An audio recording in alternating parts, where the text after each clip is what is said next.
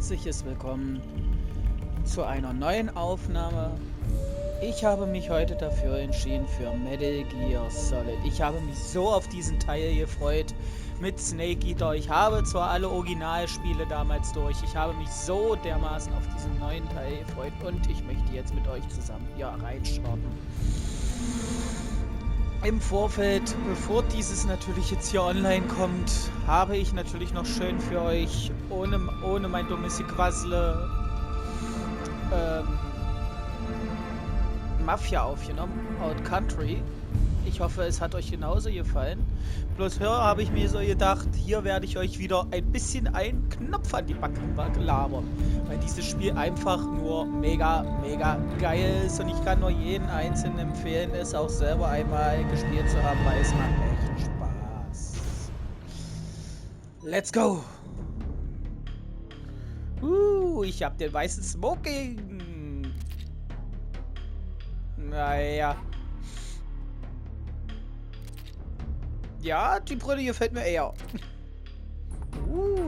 Der PW-Kampfanzug. Geil. Tarnuniform, Schleichanzug. Ja. Naked Wildland. Naked Patronengurt. Golduniform. Krokodilanzug.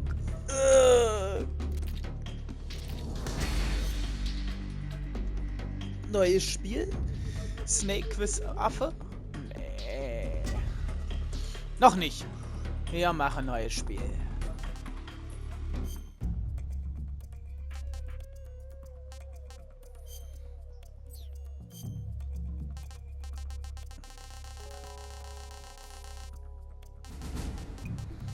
Runterladbare Inhalte. Ja, dazu kommen wir später. Snake sieht einfach noch Hammer aus.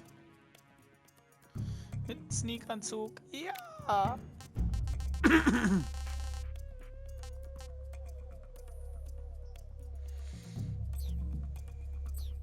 Dazu kommen wir gleich.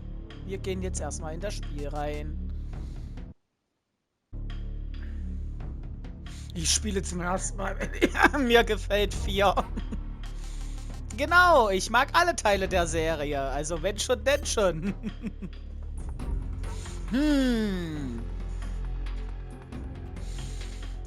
Ich bin ehrlich, liebe Leute, ich habe alle Teile durchgespielt und ich bevorzuge den klassischen Stil. So, Schwierigkeitsgrad. Nehmt es mir nicht für übel. Ich spiele halt so eine Spiele zum ersten Mal gerne immer auf normal. Nicht zu schwer, nicht zu leicht. Also ein bisschen Gemeckere gehört dazu. Und so möchte ich das auch haben. So, alle Tipps anzeigen, nur wenige Tricks. Pop-ups, Tipps ausblenden. Ja, nehmen die wichtigen Tipps. So wollen wir starten. Natürlich, so wollen wir rein. Ja, der Klassiker. After the end of World War II, the world was split into two, East and West. This marked the beginning of the era called the Cold War. Oh, es ist auch noch die originale Sprecherstimme auf Englischen. Ist geil. Cool.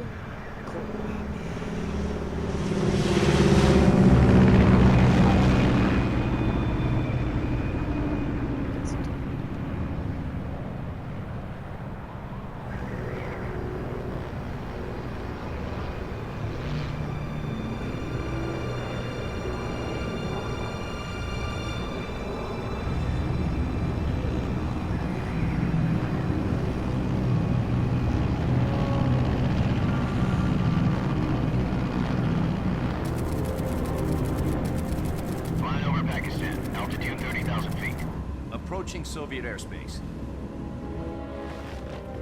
20 minutes to drop off. Commencing internal depressurization. Equipment check. Arm main parachute.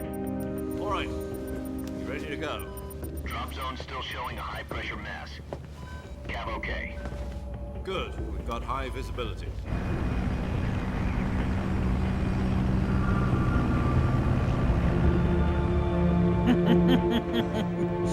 Die Zigarre muss sein. Put out that cigar. Connecting oxygen hose to interior connector. Put on your mask.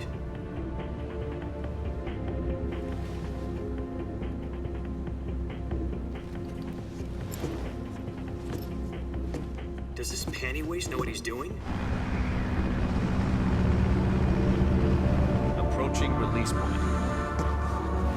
10 minutes to drop off. Hey, are you deaf? He said put out the cigar and put on your mask.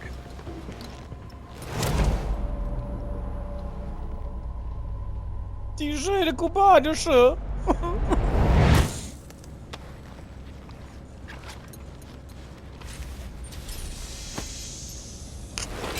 Depressurization complete. Checking oxygen supply. 6 minutes to drop off. Opening rear hatch.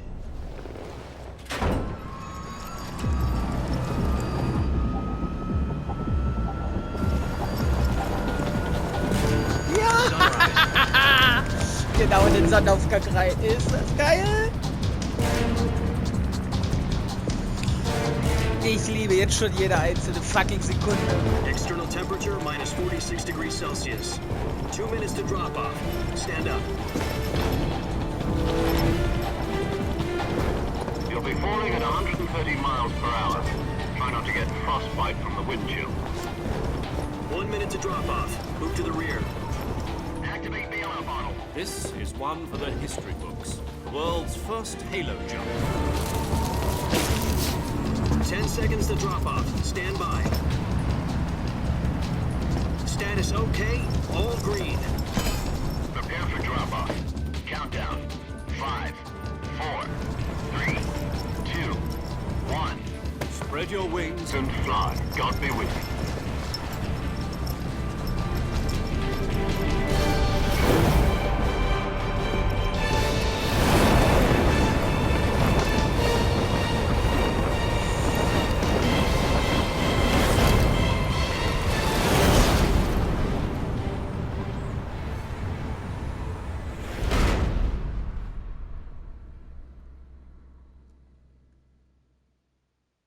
Jack, I've got some important news. The head of the CIA has finally given us the green light for the Virtuous mission. Virtual mission? No, the Virtuous mission. The future of our Fox unit depends on it. If it succeeds, we'll be officially organized into a unit. Virtuous mission? Sounds like some kind of initiation ritual. You know, don't get cocky. This isn't a training op. Right. So what exactly is this wonderful mission? Well, about 2 years ago, a certain Soviet scientist requested asylum in the West through one of our moles. His name is Nikolai Stepanovich Sokolov. He's head of the OKB 754 Design Bureau, one of the Soviets' top-secret weapon research facilities, and the East's foremost expert on weapons development. Sokolov? Isn't he that famous rocket scientist? The very same. On April the 12th, 1961, the Soviets achieved the first manned spaceflight in history. The Earth was blue, but there was no God. Well spoken. The rocket that carried Yuri Gagarin into orbit was the A-1, known as the Vostok rocket. Sokolov is said to be the man most responsible for the multi-engine cluster used in that rocket. After Gagarin's flight, Sokolov left rocket development to become the head of the newly established Design Bureau. From a lowly technician to head of a design bureau, that's quite a success story, so why do you want to defect? It seems he'd become afraid of his own creations. Afraid? Call it a crisis of conscience. And for that, he left his country and his family behind and went over the fence? Not exactly. One of his conditions was that his family was also to be taken safely to the West. We used a mole to get the family out first and succeeded in sneaking Sokolov over the Berlin Wall shortly afterwards.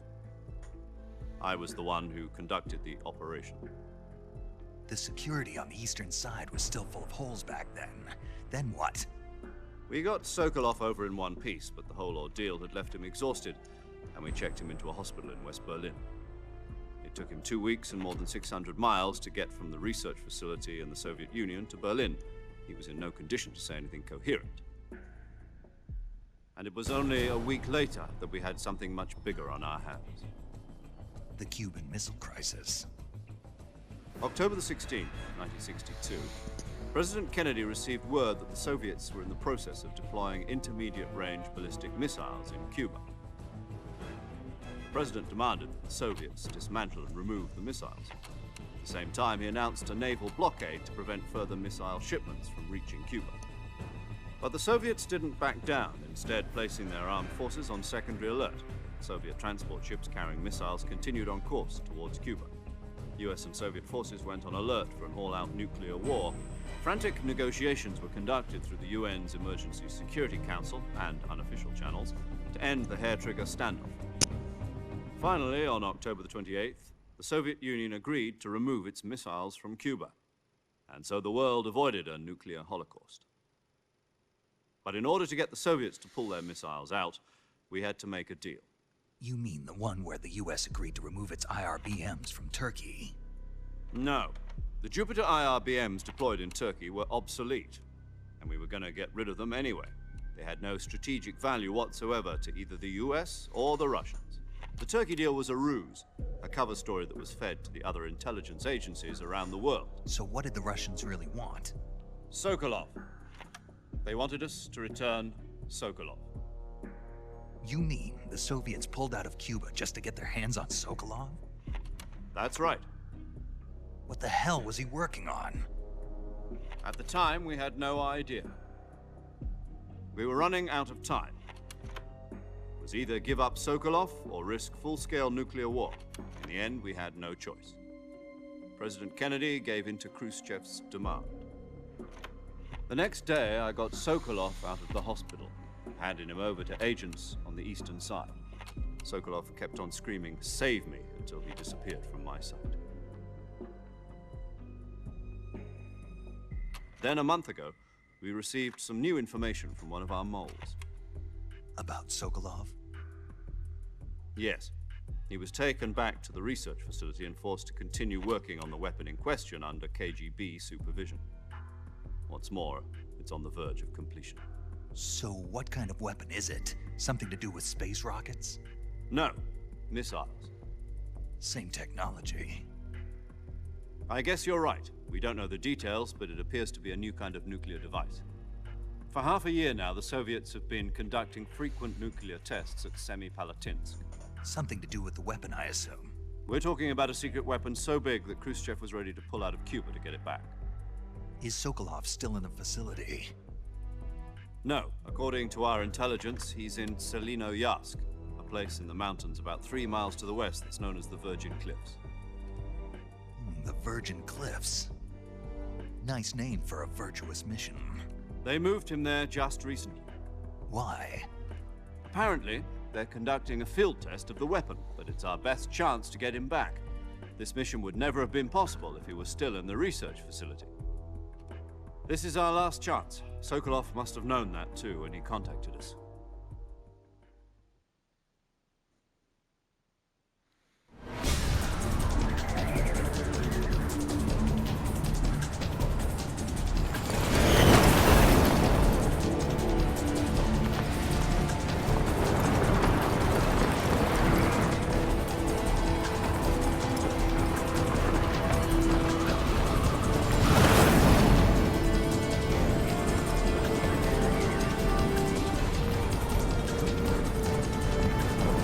Listen up, Jack.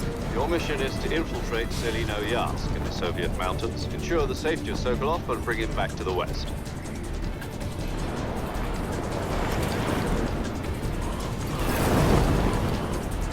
If we don't get Sokolov back before that weapon is complete, we'll be facing a major crisis. The clock is ticking.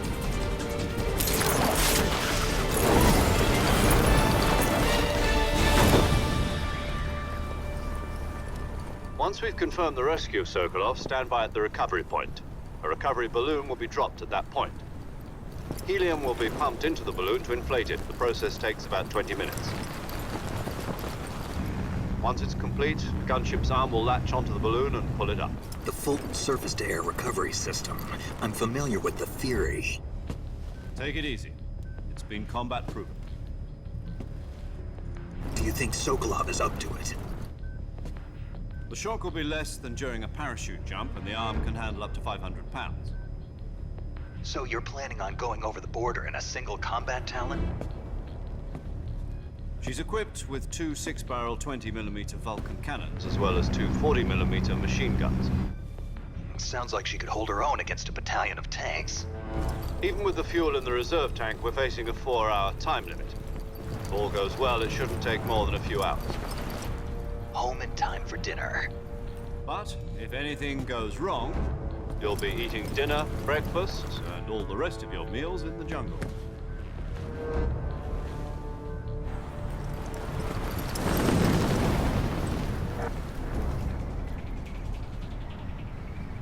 Erste Grundlektion in Snake Eater. Das, was der Name schon sagt. Mein erstes Frühstück nehme ich sowieso im Dschungel.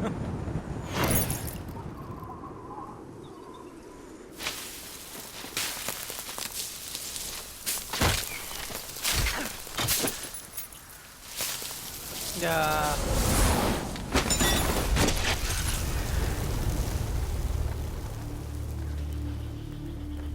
Der Auftritt ist schon geil. Wie habe ich mich auf diesen Moment gefreut.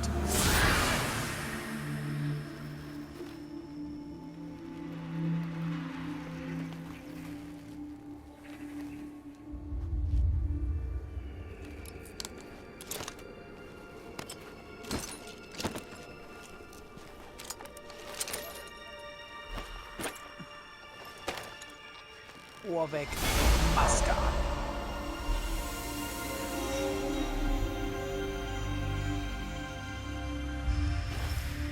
Snake David Hater. Ja! Es geht los!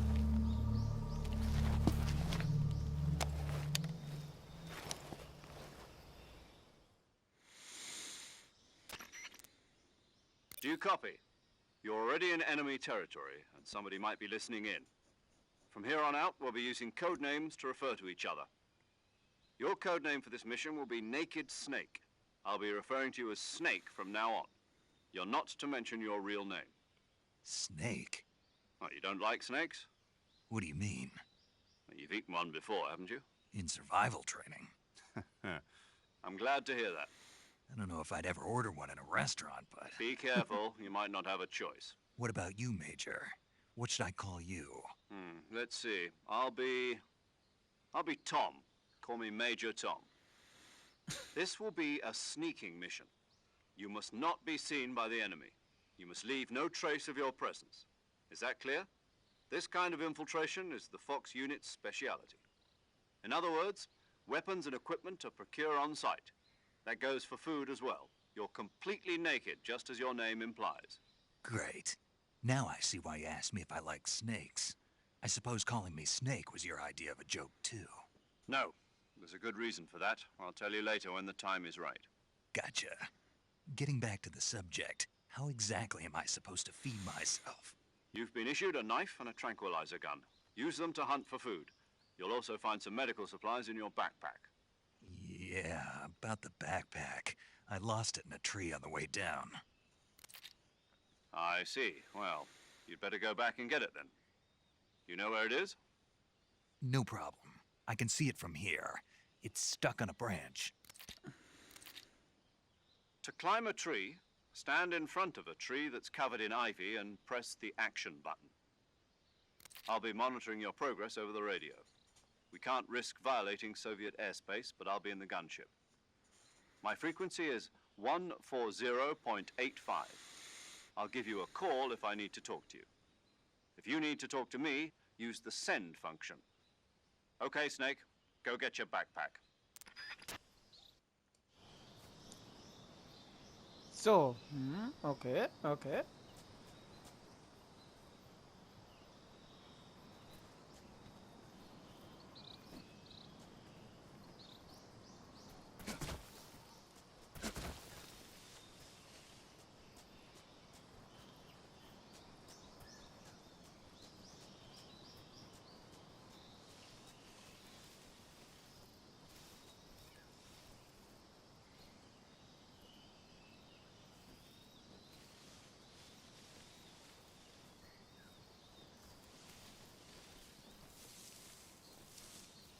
Nee, ist der Eingang? Da.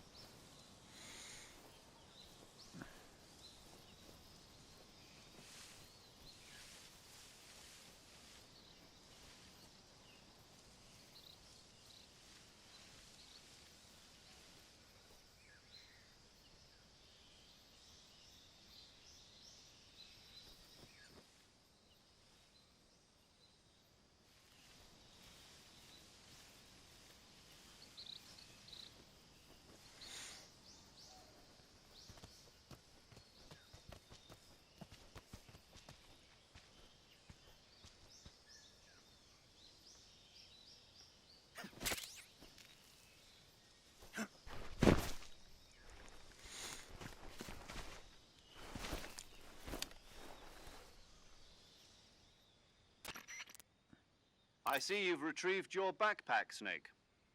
To equip a weapon, it's necessary to take it out of your backpack. In the survival viewer, choose Weapon from the backpack. Your available weapons will be displayed in a list on the screen. From that list, choose the weapon you want to equip and press the Enter button. For other equipped items, just do the same thing from Item. Got it. Use the survival viewer backpack. Yep, that's right. Survival is fundamental to this mission. After you've been out in the field for a while, your stamina will start to drop. If your stamina gets too low, it'll affect your performance. You won't be able to shoot accurately, for example, and your wounds won't heal as smoothly. Keep an eye on your stamina so you don't run out. To recover lost stamina, you can hunt for local flora and fauna. You can use either your tranquilizer gun or your knife to hunt. My only weapon is a Mark 22 Hush Puppy tranquilizer gun? That's right. It's been fitted with its own suppressor. However, the suppressor will deteriorate every time you fire. Once its durability reaches 0, the noise suppression effect will be gone. So don't get too trigger-happy with it. The suppressor's durability is shown in the icon. Any weapons and equipment beyond what you're carrying now, you'll have to find as you go. I have to find my own weapons and equipment? Whose crazy idea was this anyway? Solo covert actions are standard Fox operating procedure. You can't leave any traces of your presence. No weapons, equipment, footprints, sweat, or bodily waste. The same goes for bullets and cartridges, too. Your presence in enemy territory is already a violation of international conventions of warfare. There aren't supposed to be any American soldiers in Russia. It could spark an international incident. You can't let anyone see you. You can't let the enemy know you're there. This is a stealth mission. You're a ghost, Snake, in every sense of the word. And there'll be no rescue if you're captured. The military and US government will deny any involvement in the affair. Then I'll just have to take care of myself, huh? I'm afraid so. You've been given a fake death pill for that purpose. SIS guidelines stipulate that soldiers on covert ops like this one be issued a potassium cyanide capsule. Tape it to your body so you can take it when you need to. How generous of you. Use it if you're taken prisoner by the enemy. It'll send you into a state of false death for a short time. Fooling them into thinking that I'm really dead. So how do I come back to life? Just take the revival pill. You mean that thing they put in my tooth before the mission? That's the one. But be careful.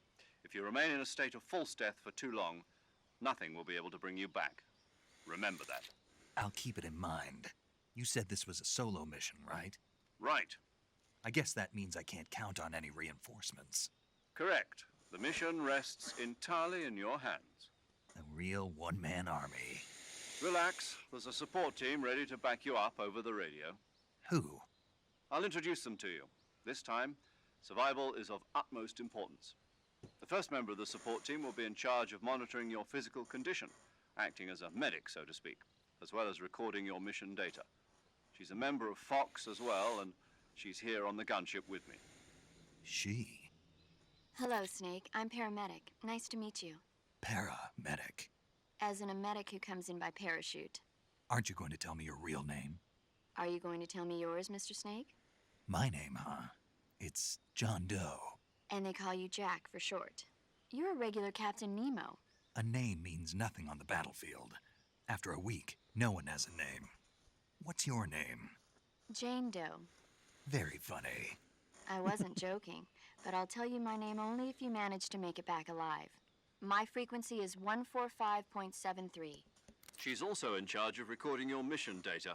Whenever you want to save, send a message over the reserved save frequency, 140.96.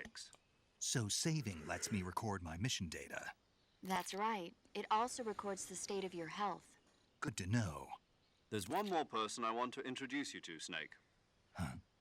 Speaking of snakes, you remember the boss, don't you? A legendary soldier and your mentor.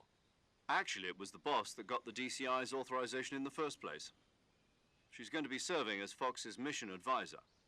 The boss is? She also helped me plan this mission. She and I were at SAS together. Jack, is that you? How many years has it been? Boss? That's right. It's me. Talk to me. Let me hear your voice. It's been 5 years, 72 days, and 18 hours. You've lost weight. You can tell just by the sound of my voice. Of course I can. I know all about you. Really? Well, I don't know anything about you. What's that supposed to mean? Why'd you disappear on me all of a sudden? I was on a top secret mission. You didn't need me anymore. But there were still so many things I wanted you to teach me. No, I taught you everything you needed to know about fighting techniques. I taught you all I could. The rest you needed to learn on your own. Techniques, sure. But what about how to think like a soldier? How to think like a soldier? I can't teach you that. A soldier needs to be strong in spirit, body, and technique. And the only thing you can learn from someone else is technique. In fact, technique doesn't even matter. What's most important is spirit. Spirit and body are like two sides of a single coin. They're the same thing. I can't teach you how to think. You'll just have to figure it out for yourself. Listen to me, Jack. Just because soldiers are on the same side right now doesn't mean they always will be. Having personal feelings about your comrades is one of the worst sins you can commit. Politics determine who you face on the battlefield. And politics are a living thing. They change along with the times. Yesterday's good might be tomorrow's evil. Is that why you abandoned me? No, it had nothing to do with you. I already told you, Jack. I was on a top secret mission. A soldier has to follow whatever orders he's given. It's not his place to question why. But you're looking for a reason to fight. You're a natural-born fighter, but you're not quite a soldier. A soldier is a political tool, nothing more. That's doubly true if he's a career soldier. Right and wrong have no place in his mission. He has no enemies and no friends. Only the mission. You follow the orders you're given. That's what being a soldier is. I do whatever I have to get the job done. I don't think about politics. That's not the same thing. Sooner or later, your conscience is going to bother you. In the end, you have to choose whether you're going to live as a soldier or just another man with a gun. There's a saying in the Orient, loyalty to the end. Do you know what it means? Being patriotic. It means devoting yourself to your country. I follow the president and the top brass. I'm ready to die for them if necessary. The president and the top brass won't be there forever. Once their terms are up, others will take their place. I follow the will of the leader, no matter who's in charge. People aren't the ones who dictate the missions. Then who does? The times.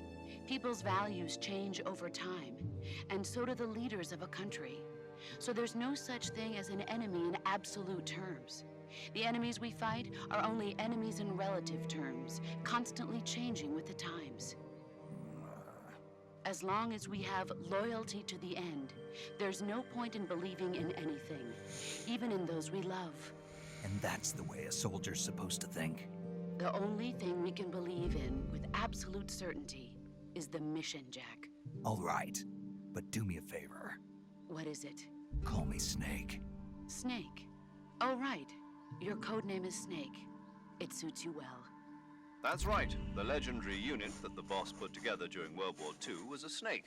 The Cobra unit, a group of heroes that brought the war to an end and saved the world. As long as you've got a legendary hero backing you up, you'll be fine. Isn't that right, Snake? Yeah, I can't think of anyone else I'd rather have with me. Oh, and one more thing, boss. Yes? It's good to hear your voice again. Same here. After all, who knows if either of us will make it out alive? Snake, you are always best at urban warfare and infiltrating buildings. But this is the jungle. Survival is going to be key. Those CQC techniques I taught you are sure to come in handy. CQC? Close quarters combat, huh? I've been in the Green Berets for the past few years. I'm probably pretty rusty. Not to worry. I'll be here to help you remember. After all, this is your first actual survival mission. I'll be supporting you over the radio. Where are you, boss? Next to the Major? The boss is communicating with us by radio from aboard a Permit-class submarine in the Arctic Ocean. My frequency is 141.80. Call me if you need my advice on battle techniques. Gotcha. Your mission is to retrieve Dr. Sokolov. Dr. Sokolov is being held in an abandoned factory located to the north of your current position. Avoid heavy combat and don't let anyone see you. Don't forget that this is a stealth mission.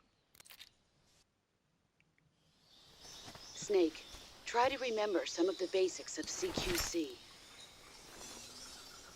Oh ja, CQC.